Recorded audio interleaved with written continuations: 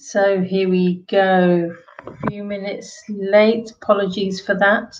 Hello Facebook, hello YouTube, and hello Instagram. So I have a very important question for you today. I saw some Facebook statuses about the whole concept of destiny and of, people working towards something. And this was in the context of two things. One was in the context of marriage, one was in the context of jobs. And the kind of idea behind it was that somebody was saying, well, it's not married and not looking to get married and saying, well, it's not in my hands, right? It's up to God whether I get married or not. It will happen within the time, so I don't need to work towards it.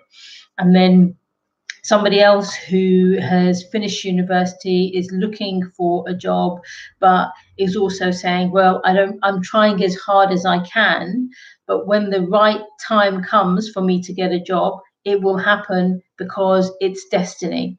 And look, on one level, I agree with that. I do understand that, especially in Islam, it tells us that, there is predetermination about a number of things. And I think before in one of my lives, I said, it very clearly says in the Quran, and the ink is dried and the pens have been lifted, which means that things are done, right? But that doesn't mean that you sit on your backside and you do nothing, right? And I think for me, that is the key thing here.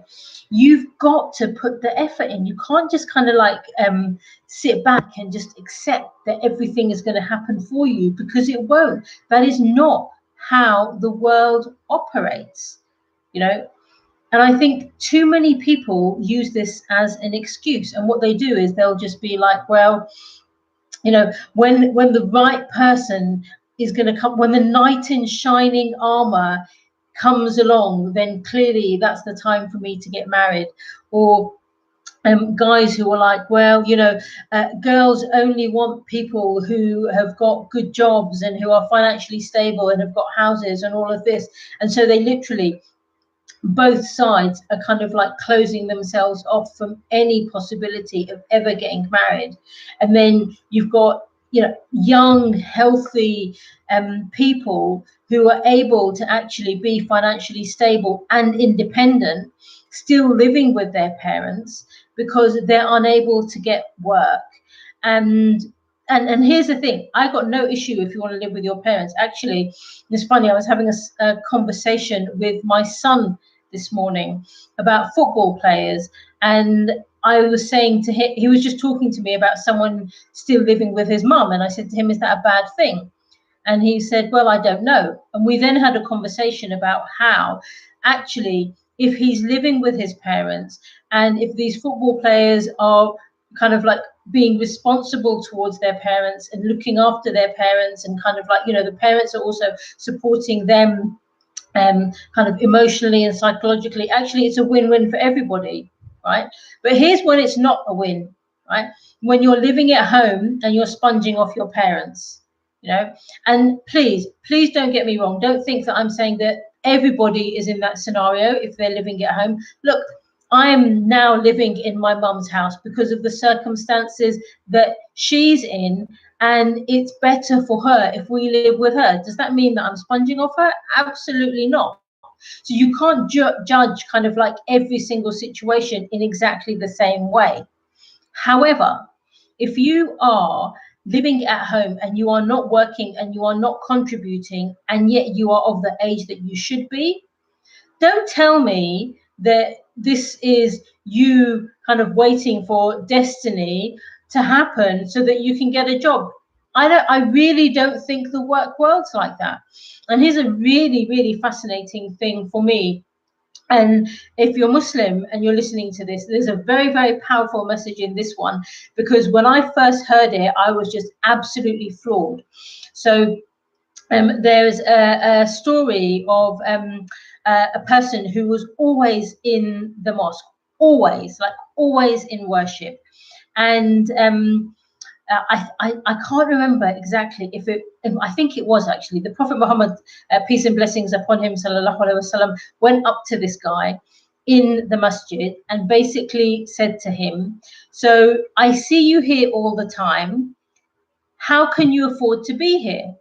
And he said, because my brother works and basically pays for me to be here.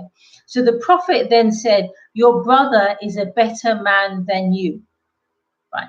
To me, there's an incredible message within that story, because in that story, we understand that going to work, actually being responsible for your situation financially, is incredibly important. So you think, right, I'm going to, stay at home, and let's say, people who are waiting for their destiny to happen are kind of, extra pious and extra, doing extra reading of Quran and prayers and whatever it is that they choose to do. Let's imagine that they're in that situation, right? And are they still in avoidance? Is that a better path for them? I don't know, right? I'm not going to give a judgment or a commentary on anyone's particular situation. But what I will say is that hadith and that story that I've just told you kind of gives you an indication of what the situation is and how we should be responding. So, are you waiting for destiny to happen, or are you working towards it? Right.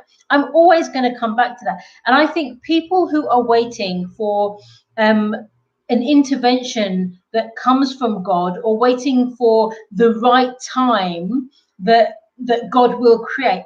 I mean, come on, that does not give you an excuse to just sit around and do nothing. Here's the thing, right? If you're being very active and proactive and doing the work on a daily basis, and it's a struggle and you're finding things hard, then I hear you, right? Then that is a time when you can say, okay, I'm going to keep on going. I'm going to keep progressing. Every tiny little thing that I do is going to somehow move me forward, because eventually I will get there. And that persistence and that kind of continuation of your effort and accepting that the situation is going to be a struggle until it changes. In those situations, yeah, that's right. That's when you're saying you're waiting for the intervention, because you're doing the work. And at some point, you will get the results. But here's the thing, right? And we've heard so many different cliches on all of this in the past. And what's interesting for me is that when it comes from a Muslim, it kind of gets ignored. But when it comes from a non-Muslim, especially when it comes from a non-Muslim in relation to business, people pay attention to it. So what is it they say? They say, you'll have all of these failures, and then the next one will be a success. You've got to work really hard to get to the top of the mountain. The people who are the most successful are the ones that tried one time extra. All of those things apply to this, right? So you've got to put in the effort. But here's the other thing. So just coming back to the kind of, and it's fascinating because this was all from my Facebook stream today, just observing the conversations, and seeing comments about how people didn't want to get married anymore because they were waiting for the right time. Now, I understand, right? I do understand. But here's the thing. If you really, really, really wanted it, then that right time would happen much sooner than you imagine. Because in my own case, I wasn't actually that interested in getting married, and everybody around me was trying to facilitate my marriage. I've been through the works. I went to Pakistan, I met doctors, lawyers, engineers, you name it. I've been there, I've done that. And then I decided that that was something that I wanted to do. And literally 6 months to the day of me deciding that I wanted to get married, I was married. I met my husband 3 months after deciding that was what I wanted to do. So you may be thinking that was destiny, waiting to happen. Yeah, it was. But the thing is, I was ready for that program to be downloaded from the heavens. And that's the interesting thing about this. Because You have got to be ready and put yourself in an emotional, psychological, environmental situation where you are actually ready to get the result that you're looking for. For example, when people say that they want to start their own businesses, or that they want to change careers or get a promotion, or whatever it is that you're looking to do, right? None of these things are going to happen if you just keep on staying in the same physical environment, the same psychological environment, and you don't do the work.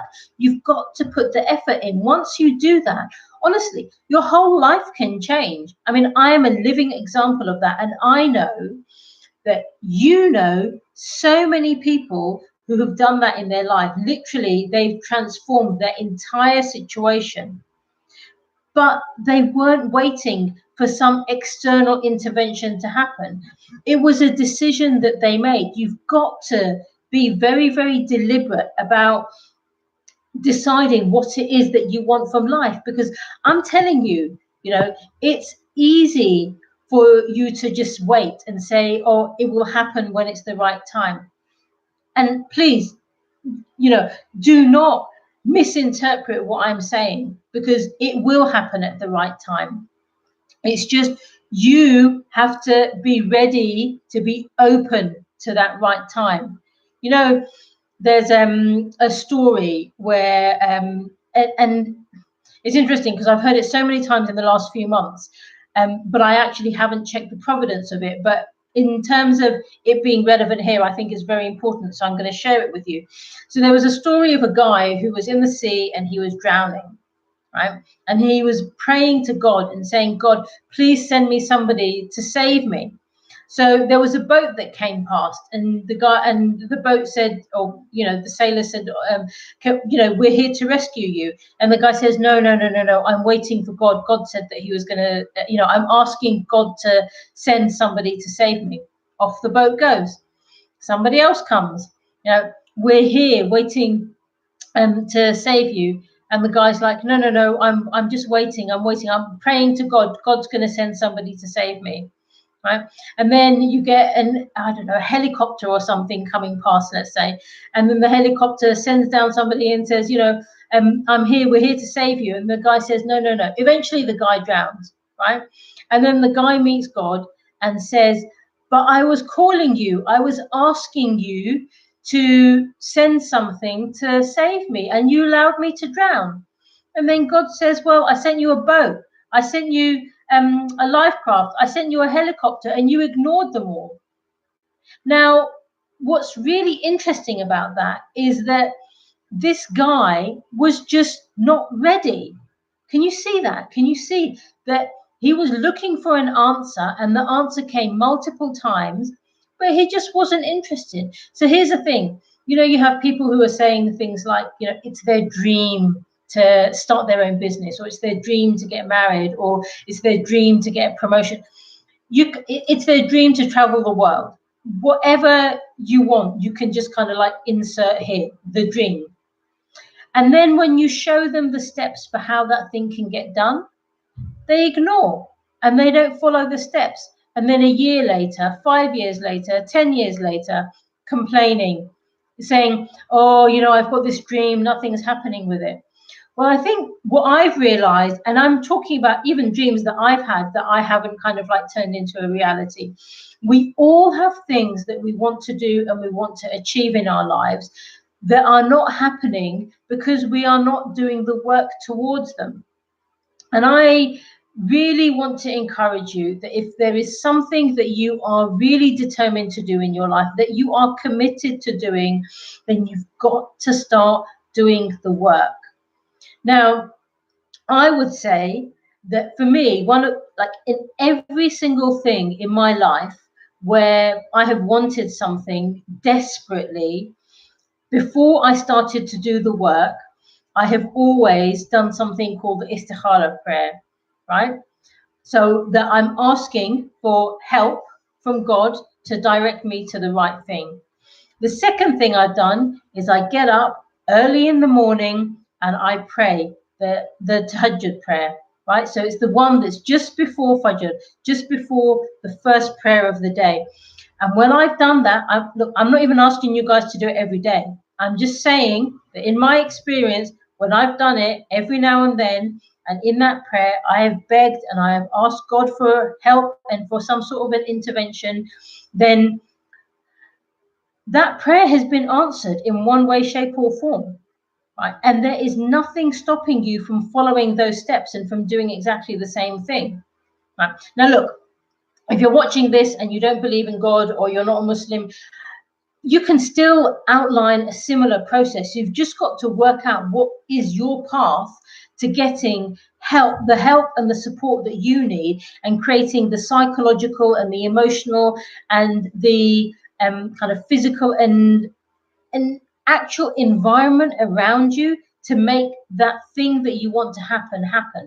Too many people are stuck in this kind of like waiting for destiny to happen. And it frustrates me. I mean, you can tell it frustrates me from my tone, right? So, but it really does irritate me, because I'm just like, you just need to do a little bit of work. Start doing the work. And even if you don't see the results, if you are committed to the thing that you want, it is going to happen. Like, I struggle to think of anybody who's actually really, really serious to get married, to start their own business, to change their careers, whatever it is, to get healthy. I struggle to think of one person who's been so committed to that and then not done it. And that's the difference, because you've got to be committed to your goals. There's no point in creating like lovely, beautiful plans and vision boards and all of these other things if you're then not taking it seriously. You know, I know so many people who've got stunning plans that literally just sit on their shelves. I don't think it's worth it. I think what's essential for us is that if we have a dream, if you have a dream, if you've got a project that you want to deliver on, somehow work out how you are going to make that happen. Okay? Right. Enough of me kind of talking about this. But what's interesting is that literally it was just watching, some or reading a few posts on Facebook as I was waiting between classes in the gym that just kind of like got me going this morning. So there we go. Okay, so I'm gonna just go over, let me do Instagram first for a change. So and if you've got any questions, just pop them in and I will come to those. So hi to and Assalamu alaikum to Harul Haq to Jin, cool name. Sarah, nice to see you here. Assalamu alaikum. The precious years, Maweda, Hidajet, Sulaiman, lovely to see you guys all here. And Ikra, thank you so much for your comments. And Amin to your prayers and your du'as. It's very kind of you. Over on Facebook, hello, Syra. Lovely to see you again. Hamida, great to see you. Nadia, Atia, assalamu alaikum. Shabana, lovely to see you. Abdul Qadir, assalamu alaikum. Shamim, assalamu alaikum. Long time. Haroon, assalamu alaikum. Shabana says, yes, Allah does not. Yes, Allah does put restrictions in our lives, but if we look around, we're capable of doing many other things that are under our control. It's so true, sister. He might just give us that opportunity sooner because of our consistent efforts. I also believe no effort will go to waste. Absolutely. And that's the interesting thing. When you are prepared to put the effort in and you do the work, you will, either way, you're going to be rewarded for your effort. Either way, you will be rewarded, because you will either be rewarded and you'll see the results quickly, or you're going to learn a lesson. And when you learn that lesson, it will help you in the long run. So many different stories I could share with you just on that one point, but I will save them for another one. Walaikum salam, Muhammad and Zed Zubair. Great question. How can you handle fear? So the first thing really is to acknowledge where that fear is coming from. I'm going to actually jot that down as a whole subject for a live, because I think that is a really, really good one. Excuse me, I'm just jotting it down now here in my list of things. to how can you handle fear. I mean, I think the first thing to do is to really acknowledge where that fear is coming from, what the source of it, and then to kind of work out a way for how you can overcome it. I actually gave some advice to a young man earlier on today about how they could overcome fear. And one of the first things that I said is think about the language that you're using to yourself. Because, for example, you know, we see kids sometimes saying, oh, I'm so stupid, I'm so this, I'm so that. Well, when you start using language like that with yourself, what you end up doing is that is how your mind then processes the messages that you're sending to yourself. So we need to shift that language, right? So I would say you say things to yourself like, I can handle anything, right? I am enough. I already have everything that I need. Think of phrases that you can start saying to yourself and say them regularly. This is not like a 5-second thing or a couple of days where you say these messages and it's job done. It doesn't work like that. For example, I once did an exercise which was incredibly powerful. I have to say, I was very cynical about this. I could not believe that it would ever work, but it's just really amazing. And the exercise, simple one, and then we'll wrap up for today. Simple one. What it said is you look in the mirror and you say to your reflection in the mirror, I love you. That's it. It sounds so simple, but you do it. Try it out today and then let me know, message me, comment. I'd love to hear how that is. So you're looking at yourself in the mirror. And I'm not saying you're looking at the side, you're looking directly into your eyes and you say, I love you.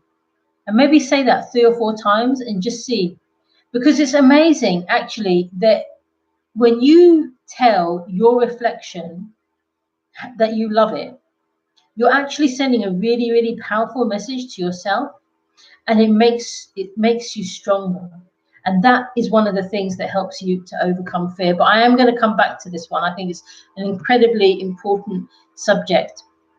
Hey, Zed, Zubair, gosh, you're watching from Kampala in Uganda. Wow, place that I've never been to. Hopefully I will one day, inshallah. Okay, I'm going to end this one here.